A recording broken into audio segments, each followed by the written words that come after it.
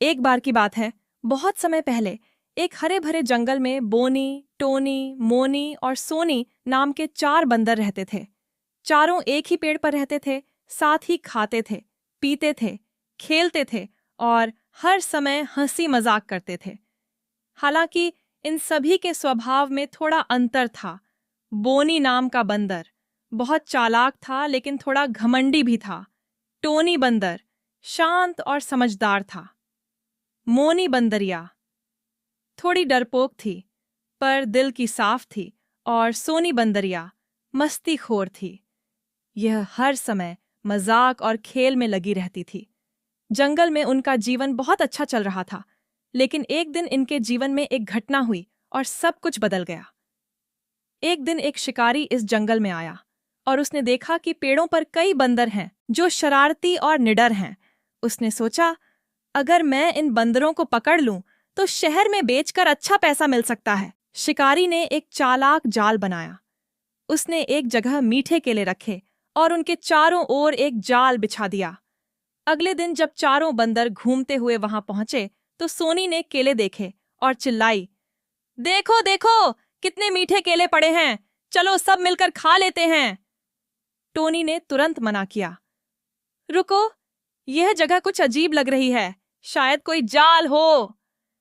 पर बोनी ने टोनी की बात को मजाक उड़ाते हुए कहा, अरे डरपोक टोनी, तुम्हें तो हर जगह खतरा दिखता है, मैं तो खा रहा हूं केला। और जैसे ही बोनी आगे बढ़ा और केले को छुआ धड़ाम से, वह जाल में फंस गया। अब सब डर गए। शिकारी पास ही छिपा था और वह अब मोनी को पकड़ने की कोशिश करने लगा।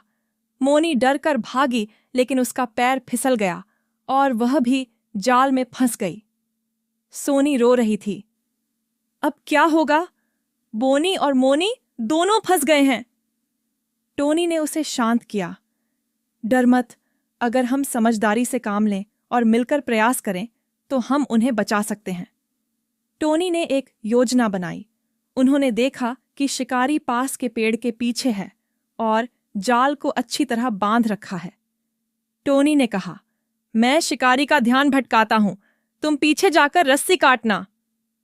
सोनी ने डरते हुए कहा, लेकिन अगर उसने मुझे देख लिया तो? टोनी ने मुस्कुराते हुए कहा, हम सबको बचाने का यही रास्ता है, एकता में ही शक्ति है, चलो मिलकर करते हैं।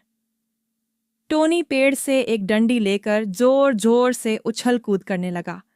शिकारी का ध्यान उसकी ओर गया और वो टोनी को पकड़ने दौड़ा। इसी बीच सोनी चुपचाप जाकर पीछे से जाल काटने लगी। थोड़ी देर में जाल ढीला पड़ गया और बोनी और मोनी बाहर निकल आए। शिकारी ने देखा कि सभी बंदर भाग गए हैं। उसने गुस्से में आकर कहा, अब मैं फिर आऊंगा, सबको पकड़ लूंगा। लेकिन बंदर अब समझ चुके थे कि आपसी एकता और समझदारी से कोई भी मुश्किल हल की जा सकती है। बोनी, जो पहले घमंडी था, अब शर्मिंदा होकर बोला, टोनी भाई, मुझे माफ करना। अगर मैंने तुम्हारी बात मानी होती तो मैं कभी जाल में न फंसता।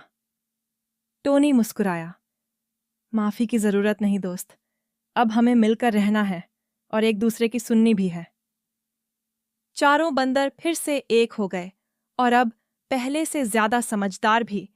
उन्होंने जंगल के सभी जानवरों को ये कहानी सुनाई ताकि कोई और शिकारी का शिकार न बने। इस कहानी से सीख मिलती है कि एकता में ही बल है। जब हम साथ होते हैं तो कोई भी मुश्किल आसान हो जाती है। घमंड से हानि होती है, किसी की समझदारी को नजरअंदाज करना भारी पड़ सकता है। धैर्य और योजना से सफलता मिलती है। डरने की जगह सोच समझकर कदम उठाना चाहिए। मिलकर काम करने से जीत होती है। अकेले सब कुछ नहीं कर सकते, लेकिन मिलकर बहुत कुछ किया जा सकता है।